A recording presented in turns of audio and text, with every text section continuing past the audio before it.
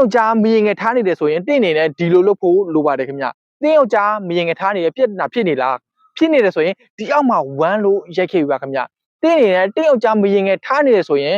သူ့ရဲ့ရှေ့မှာမငိုပါနဲ့ခင်ဗျသူကဘာဖြစ်လို့မရင်ငယ်ထားတာလဲသူကဘာဖြစ်လို့ဒီလိုဖြစ်တာလဲတင်းနေနဲ့သူ့ကိုလုံးဝစိတ်တက်ကြနေတဲ့ပုံစံတွေလုံးဝမချပြပါနဲ့ခင်ဗျ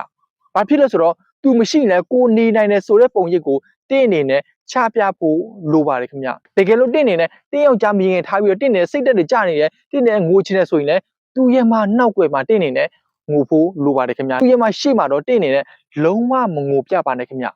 တင်းယောက်ကြားမြင်ငယ်ထားနေတယ်တင်းယောက်ကြားမြင်ငယ်နဲ့အမြန်ဆုံးပြက်စေချင်တယ်တင်းယောက်ကြားတင်းတယောက်တည်းကိုပဲချစ်စေချင်တယ်ဆိုရင်အဆောင်ကိုအသုံးပြုပြီးတော့တင်လို့သူ့ကိုထိန်းချုပ်ထားလို့ရပါတယ်ခင်ဗျအဆောင်ကိုအသုံးပြုချင်တယ်ဆိုရင်စေအပစ်မှာအမြန်ဆုံးပြောထားလို့ရပါတယ်ခင်ဗျအဆောင်ကနိုင်ငံတိုင်းကိုပို့ပေးနေပါတယ်ခင်ဗျအားလုံးကိုအထူးပဲချစ်ခင်ကျေးဇူးတင်ပါတယ်ခင်ဗျ